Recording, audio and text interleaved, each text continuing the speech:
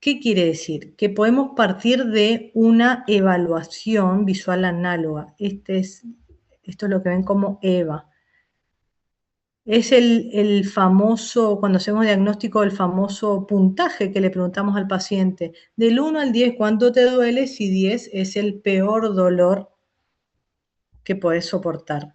Entonces, entendemos que un dolor leve parte de una calificación EVA de 1 a 3, se puede tratar con cualquier fármaco no narcótico o no opiáceo. Aquí van a entrar todos los AINES típicos y también los atípicos. Como vimos, en tercer año esos atípicos estaban de la mano del paracetamol y del metamizol o dipirona en algunos libros. Se puede incluir o no la utilización de coadyuvantes. Si nosotros pensamos qué son los coadyuvantes, esos coadyuvantes son cualquier tipo de fármaco que se puede utilizar como complemento para el dolor, pero que su indicación principal no es la de analgésico. Y acá vamos a encontrar corticoides, antiepilépticos, antidepresivos, que se pueden utilizar para complementar. Eso está siempre al alcance para cualquier escalón, para el del dolor leve, para el dolor moderado y el dolor severo.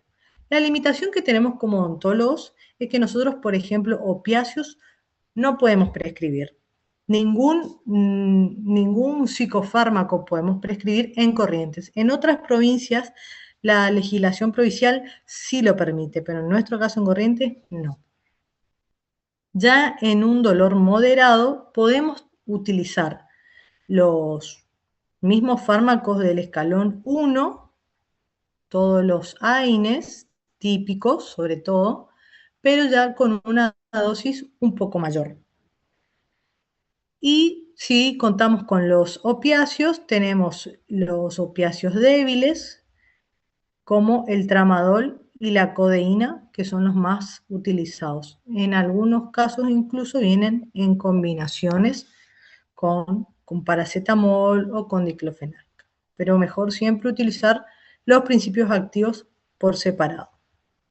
Y ya en el caso de un dolor intenso, que tenemos a partir del EVA de 7 a 10, para dolor intenso solamente están indicados los opiáceos, porque los AINES van a ser insuficientes. Recuerden que la indicación de los AINES típicos y los analgésicos o AINES atípicos solamente están indicados para dolores leves a moderados.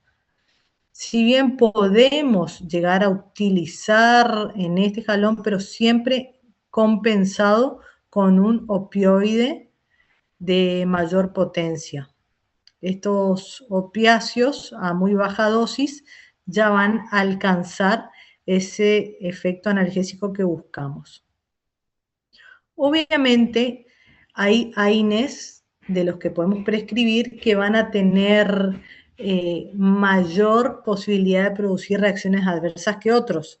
Entonces, cuanto más peligroso es el AINE que ocupemos, siempre es mejor hacer la indicación lo más clara posible. Por eso hay acá como un recordatorio que hay que dejar por escrito a qué intervalo debe tomar el paciente el analgésico antiinflamatorio y en el caso del ketorolac, por ejemplo, es el único AINE que tiene una caja negra de advertencia de la FDA, por lo que también se recomienda indicar el momento de suspensión, es decir, que el paciente lleve por escrito cuándo inicia y cuándo termina el tratamiento, no dejarlo a decisión del paciente si le duele que tome, si no le duele que no tome, porque en esas indicaciones confusas se puede caer en la automedicación. Y a partir de esta escala, cuando nosotros decimos, bueno, para dolor leve o moderado me sirven los AINES, yo ya voy organizando la información, ya voy definiendo los términos en los que voy a tratar, tengo que pensar en qué características tienen. Este es un gráfico del Goodman y Gilman, en donde vemos que agrupa a los AINES por una similitud química, la clasificación de estructura, y por otro lado tenemos, según la selectividad por la ciclooxigenasa o COX, y según su tiempo de vida media plasmática. Si nosotros nos basamos en el gráfico del medio, según la selectividad, esto ya nos arroja una información para seleccionar los fármacos más apropiados. ¿Por qué? Porque nosotros recordamos que las ciclooxigenasas en sus dosis o formas tienen distintas funciones. Si nosotros vemos acá arriba van a estar todos los AINES que inhiban en mayor medida a la ciclooxigenasa 1. En el podio está el ketorolac, le sigue el fluoriprofeno, y después más abajo se encuentra la aspirina o el ácido acetil salicílico, dentro de los conocidos. ¿Esto qué quiere decir? Que me va a inhibir fuertemente a la ciclooxigenasa 1. Y yo tengo que recordar que esa ciclooxigenasa 1 tiene funciones fisiológicas porque se encuentra de manera constitutiva en todo el cuerpo. Entonces, con mayor probabilidad yo voy a tener reacciones adversas a nivel gastrointestinal y con mayor probabilidad voy a tener reacciones adversas a nivel hematológico y renal, porque van a estar fuertemente inhibidas esas prostaglandinas que se encargan de la homeostasis. Entonces, siempre que mi paciente tenga riesgo gastrointestinal o renal, yo tengo que pensar que estos fármacos, ketorolac y flurbiprofeno, por ejemplo, no van a ser las mejores opciones, porque van a ser más gastrolesivos, más nefrotóxicos. Me debería inclinar por algún AINE que no sea tan selectivo, que inhiba indistintamente o en una proporción equilibrada, o bien, si mi paciente tiene recursos, pensar ya en un inhibidor más selectivo. Son muy, muy caros estos AINES selectivos de la COX-2. Pero si miramos en detalle acá, mezcladito y disfrazados, podemos ver al diclofenac, que es un AINE relativamente barato y, bueno, no inhibe tan fuerte a la COX-1, tampoco a la COX-2, pero se inclina, es como que tiene una preferencia a inclinarse hacia la COX-2. Obviamente, nosotros pensamos que, por lógica, que todo lo que inhiba a la COX-2 debería ser mejor, pero bueno, la evidencia demostró que lo que se vendía como una promesa o como una solución terminó también generando reacciones adversas a nivel cardiovascular, generando trombos, aumentando el riesgo de infarto de miocardio y de accidente cerebrovascular. Así que bueno, todos los extremos, si vemos los dos lados, los dos extremos tienen sus desventajas. Por lo que si yo tengo un paciente con un riesgo cardiovascular, voy a tratar de evitar todo lo que inhiba fuertemente a la ciclooxigenasa 2. Por otro lado, si nos planteamos la vida media, los fármacos que tienen una vida media prolongada, el mayor de todos es el piroxicam, muy poco utilizado porque tiene muchas reacciones adversas a nivel gástrica. Después el meloxicam y el naproxeno son los que tienen una vida media más larga. Por lo tanto, sus intervalos van a ser mucho más espaciados, pudiendo hacer una única toma diaria en la mayoría de los casos, excepto naproxeno que se puede tomar cada 12 horas. Toricoxib también se toma una sola vez al día. Y vemos cómo ya los que tienen vida media más cortita, que tienen intervalos más frecuentes, tenemos al diclofenac, paracetamol, ibuprofeno y ketorolac.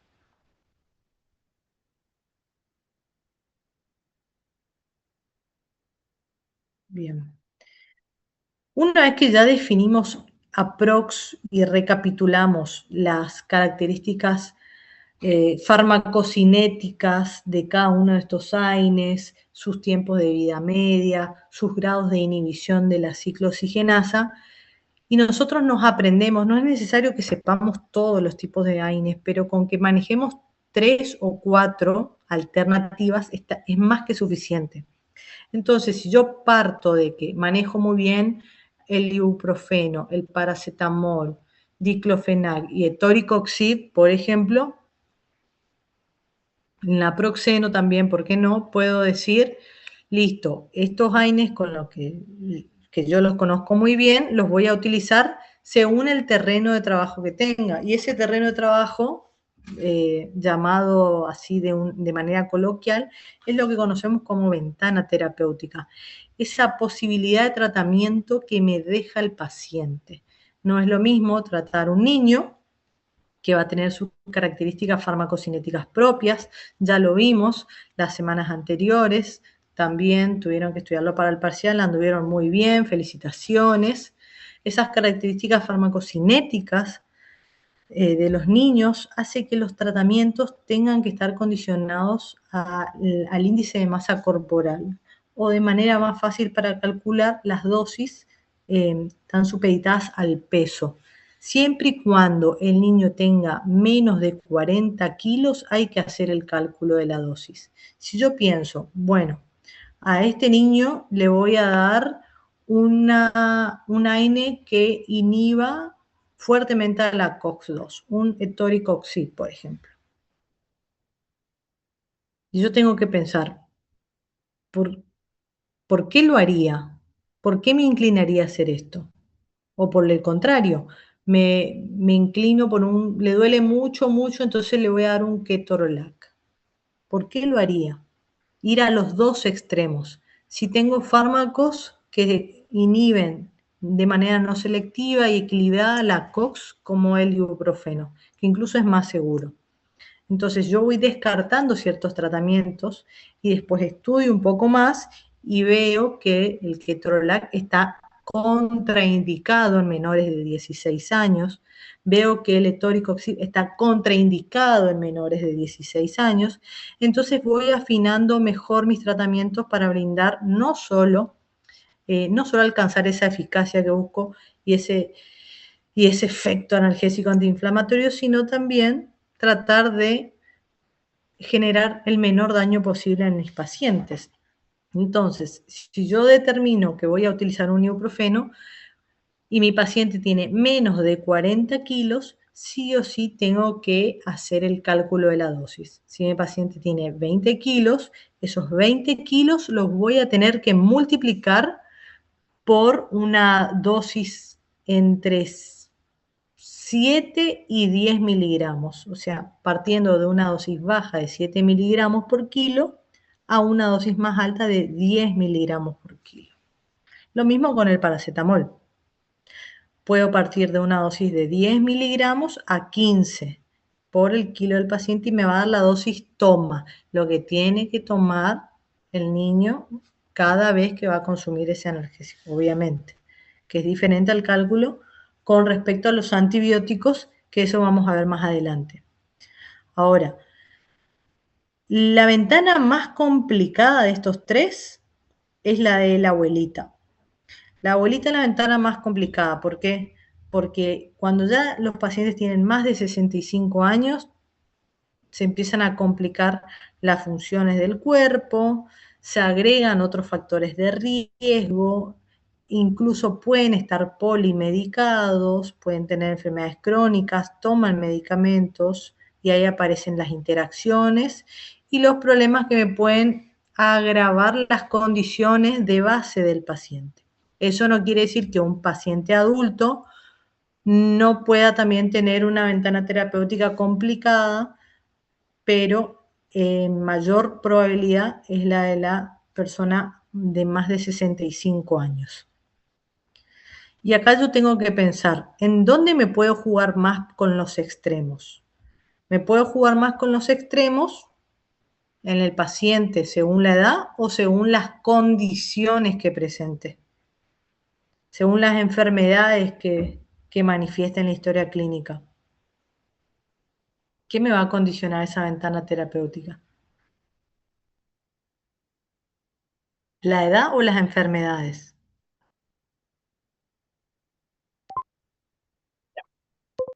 Exacto, las enfermedades. Y ahora vamos a tratar de catalogar cómo yo mido el riesgo de estos pacientes.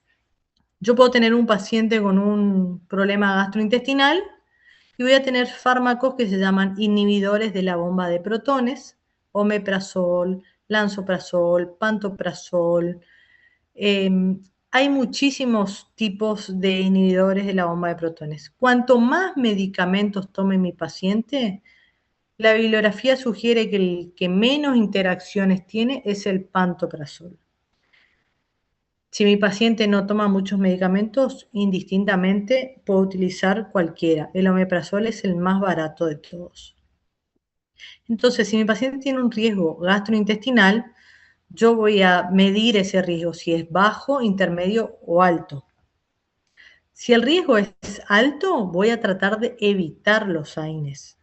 Acá me voy a inclinar más por un AINE atípico, por un paracetamol, por ejemplo, que al no tener el mismo mecanismo de acción, no tiene tanto riesgo gastrointestinal como el resto de los AINES.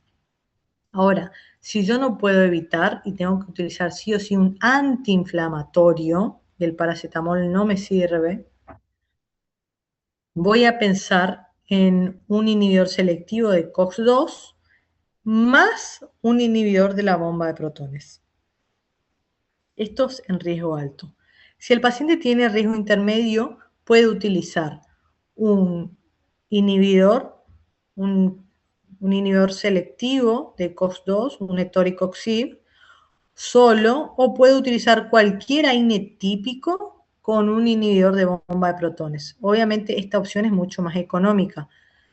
Cuando nosotros pensamos en los analgésicos, hay un valor que se llama número necesario, número necesario a tratar, que mide básicamente cuántos pacientes yo necesito tratar con una dosis de fármaco para reducir el dolor a la mitad.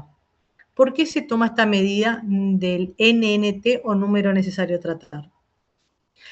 Porque nosotros no podemos medir el dolor. Y como no podemos medir el dolor de manera objetiva, yo no tengo manera de garantizar que con tal medicación le voy a pasar el dolor a esta persona, el 100%, y que va a ser exactamente igual en otra persona, porque hay una gran variabilidad. Cada persona siente el dolor de manera diferente. Y eso explica por qué tienen conductas de dolor diferentes, que después vamos a ver con unos casitos. Una persona que tiene, por ejemplo, un accidente, se cortó el labio en un accidente, y otra persona le pasa exactamente lo mismo, se cortó el labio en un accidente, no necesariamente tienen que manifestar o tener la misma conducta del dolor. Una puede estar esperando ser atendida de manera tranquila y la otra persona puede estar que no da más del dolor y estar a los gritos. Entonces, como hay gran variabilidad, yo no puedo comparar dosis y fármacos con un 100%, pero sí lo que puedo garantizar es cuando ese dolor se reduce a la mitad, es decir, al 50%. Dicho de otra manera, todos pagamos impuestos, el IVA, pagamos el 21% de lo que consumamos. No importa si mi sueldo es de 3 millones o el sueldo del vecino es de 1 millón. Yo puedo cobrar más, él cobra menos, pero lo que tenemos en común es que los dos pagamos el 21% del IVA. El número necesario a tratar trata de homogenizar eso, es decir, a vos te puede doler más, te puede doler menos, pero cuando te reduce el dolor a la mitad, vamos a estar en las mismas condiciones. ¿A qué voy con todo esto? Voy a que si nosotros medimos el número necesario a tratar de cada analgésico, de cada AINE, vamos a ver que algunos tienen un mejor desempeño. Hay una tabla que no conseguí la actualizada, tengo una del 2007, por eso no la coloqué, porque ahora es todo pago y eso yo no sabía, pero hay una tablita de Oxford que mide es como que en lista los números necesarios a tratar de los fármacos. En el podio está el letrocoxib, a una dosis muy alta, que es totalmente incompatible con dosis máximas recomendadas, así que descartado. En el puesto número 2 está el letrocoxib a la dosis máxima diaria recomendada, que es de 120 miligramos. El número necesario a tratar es de 1,4, 1,5. Es decir, que con esa dosis yo al tratar a una persona, a 2 personas, voy a tener la reducción de la mitad, porque en este caso que está el número, el decimal 1,4, no le puedo partir a la mitad a la persona, ¿no?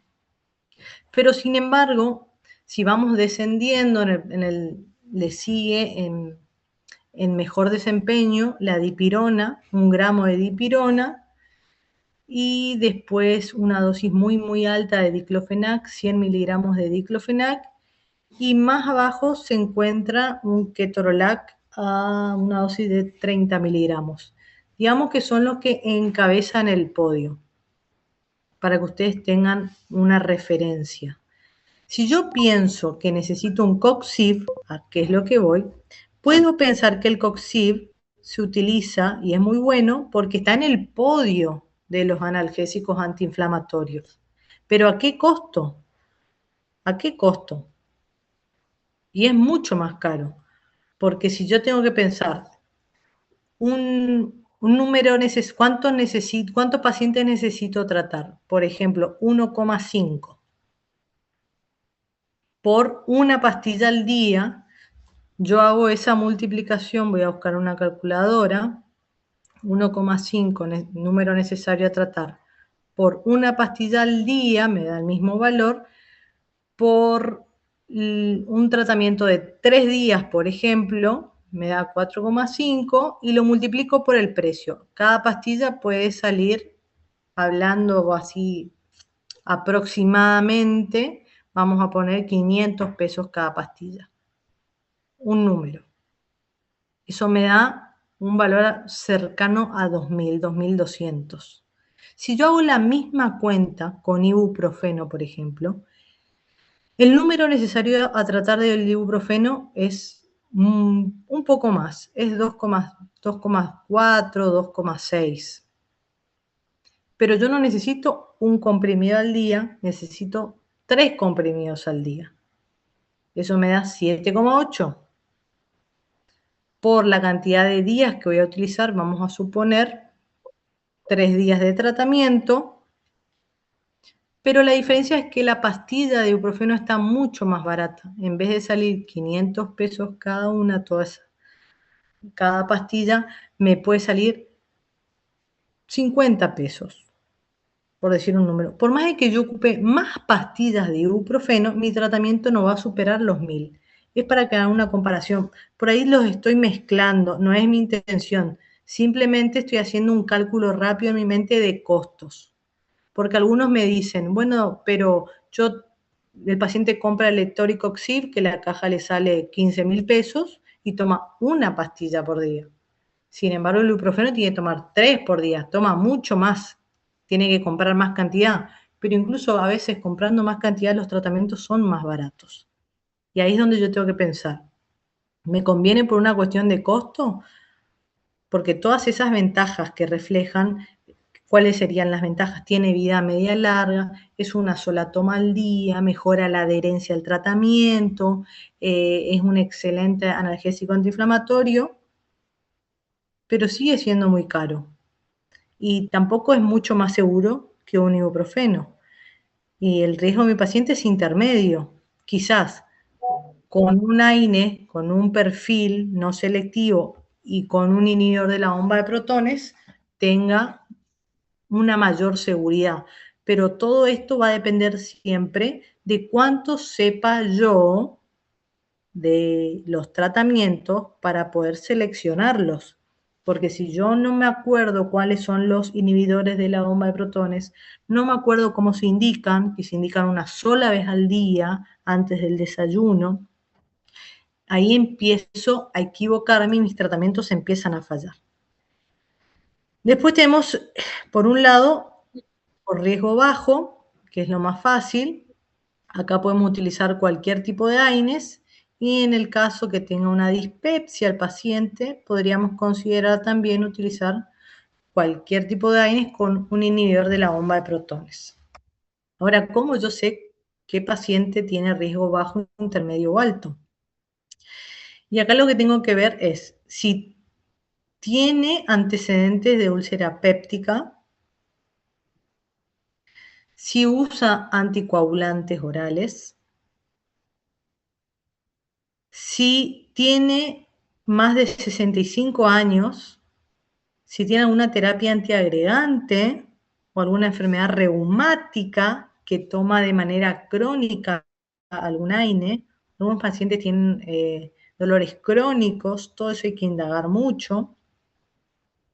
Por lo que si el paciente tiene alguna enfermedad reumática, gota o algo por el estilo que consume ya AINES de manera crónica, ahí yo voy a tener un factor de riesgo asociado. ¿Y cómo catalogo? Según la cantidad de factores de riesgo que tenga. Si mi paciente tiene algún factor de riesgo aislado, alguno solo, pero que no está anticoagulado, ni tampoco tiene antecedentes de úlcera, entra en el perfil de riesgo medio. Ahora, riesgo alto es cuando mi paciente me relata que tuvo una úlcera en algún momento de su vida, o que está anticoagulado, o que combina dos o más factores de riesgo, es decir, que puede ser una persona mayor, antiagregada, y que de vez en cuando, por una fibromialgia, una gota, lo que sea, tiene algunos tratamientos con AINE. Incluso por ahí las personas con sobrepeso tienen problemas de rodilla o de espalda, y eso también, no hablo de personas obesas, con sobrepeso. Imagínense que el cuerpo está cargando en las rodillas y en la espalda mucho más de lo que pueda soportar. Eso genera dolor y muchas veces la gente cae en la automedicación. Por otro lado, tenemos factores de riesgo cardiovascular. Si nosotros tenemos un factor de riesgo alto, lo ideal es evitar los AINES por estas reacciones adversas que pueden producir a nivel cardiovascular. Obviamente hay que hacer siempre la valoración del caso. Yo tenía un paciente, parece a propósito, cuando al paciente le pasa algo, le estallan todas las pulpas dentarias. Tenía un paciente, tengo, porque todavía está vivo, pobre, que tuvo un accidente cerebrovascular. No era mayor de 65 años, en ese entonces cuando tuve la ACV tenía 55 años. A la semana de que tuvo la ACV lo mandan a la casa, 7, 10 días más o menos estuvo internado, mejor dicho, lo mandan a la casa, y estando en la casa empieza a tener problemas en la boca, que le dolían los dientes, que le dolían las muelas. El paciente, la verdad, fumador, tabaquista hace muchos años, siempre acumulaba muchísimo cálculo. Era la visita anual era para hacer raspaje alisado y mantener cierta salud periodontal porque tenía una enfermedad bastante crónica, una enfermedad periodontal. Entonces, este paciente empezó a tener dolores por una movilidad en el sector posterior. Incluso en esos 10 días me imagino que lo que menos le habrán hecho es la higiene oral. Así que bueno, empezó con dolores. Me fui hasta la casa para verlo, era muy incómodo lograr una apertura bucal, y ahí tuvimos que conversar con el cardiólogo, a ver, darle alguna medicación, por más imaginen, tuvo el ACV en menos de un mes, pero llegamos a la conclusión de que teníamos que hacer alguna medicación, por lo menos para pasar la noche hasta que se pueda movilizar ese paciente y salir de la cama donde estaba para ir a un hospital o a algún consultorio, porque así en esas condiciones era imposible incluso con acceder al campo, esa era la verdad. Entonces se le hizo una dosis única para que pueda pasar la noche y después al otro día sí se lo vio, pero entonces nosotros pensamos, a rajatabla, todo lo que vemos a rajatabla, bueno, siempre que se pueda hay que evitar, pero hay situaciones en donde hay que ver ese riesgo-beneficio y era mucho peor que el paciente siga con dolor y no pueda dormir. Sí,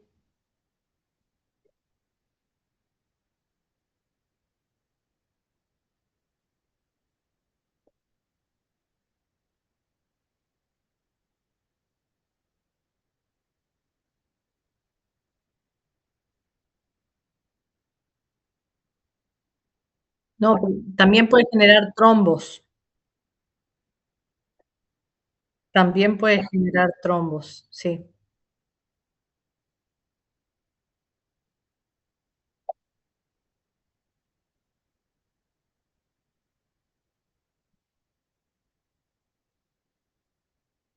Ahí está, hay que buscar, hay que buscar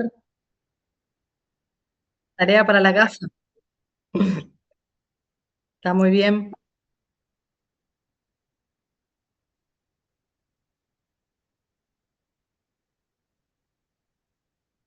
Claro, después cuando se estabilizan, sí, le van quitando los anticoagulantes, los anticonvulsivantes, en algunos casos sí, en otros casos no.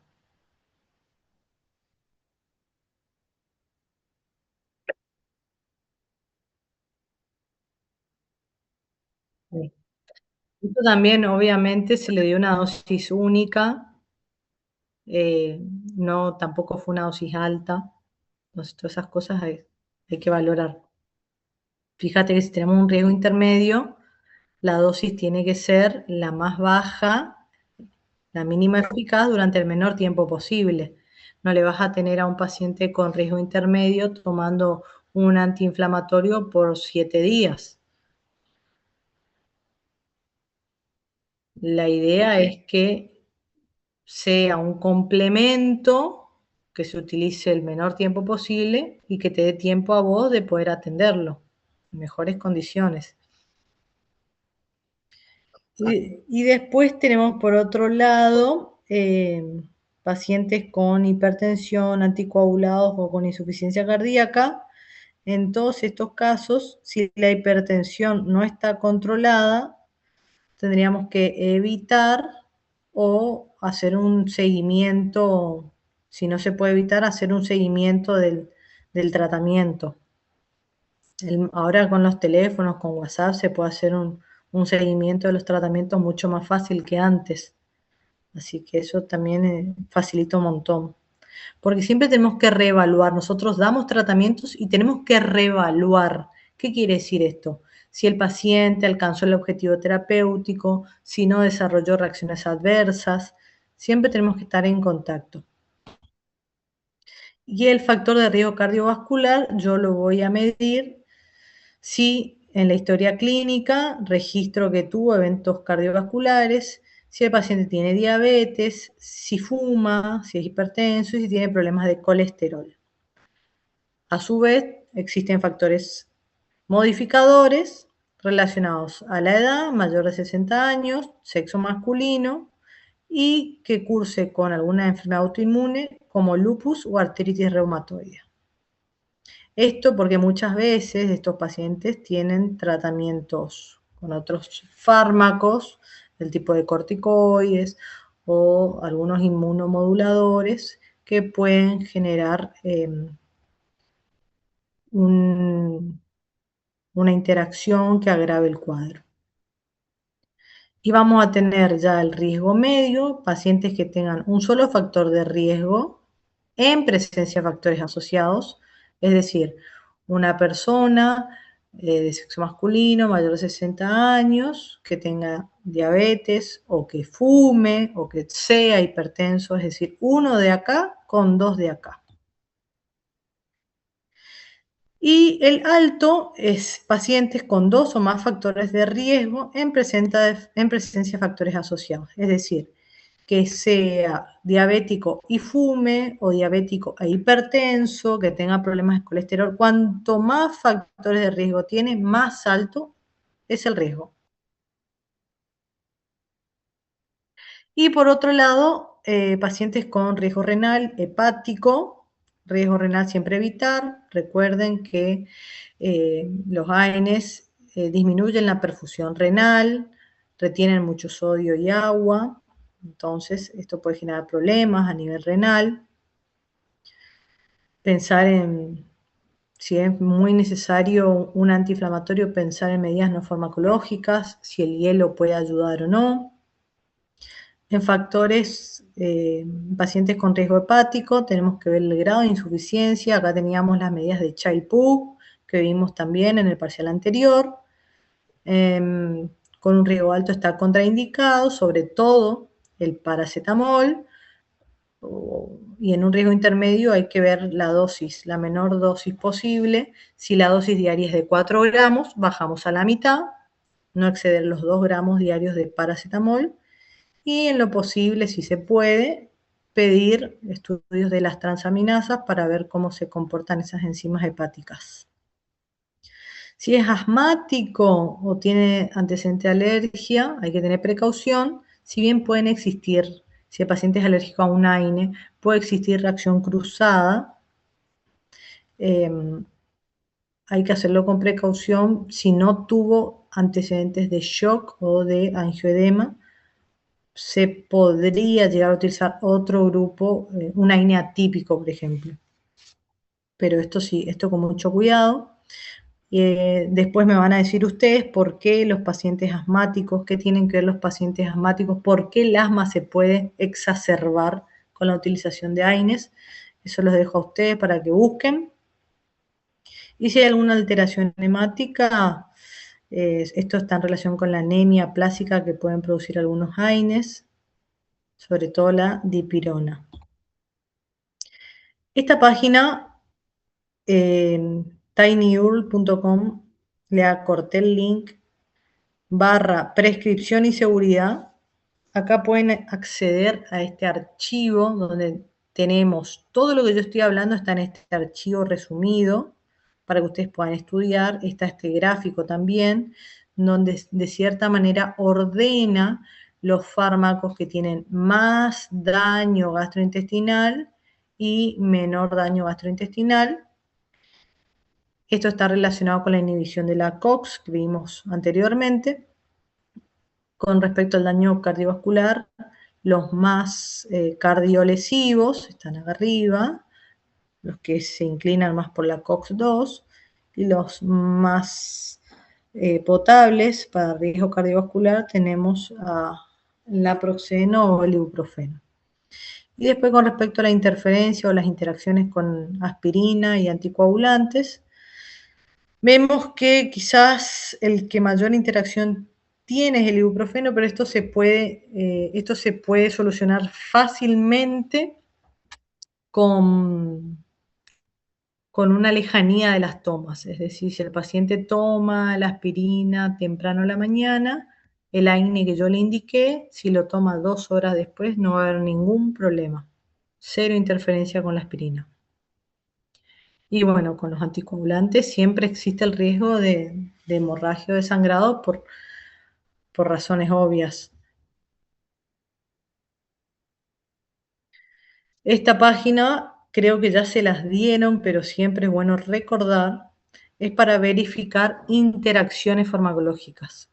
Es muy buena, acá pueden cargar hasta 4 fármacos en simultáneo, si no me equivoco, 4 o 5, para corroborar las interacciones. Y lo que tiene también es que tiene explicaciones para pacientes y para profesionales y las ordena según la gravedad. interacciones menores sin importancia y ya interacciones más moderadas o mayor.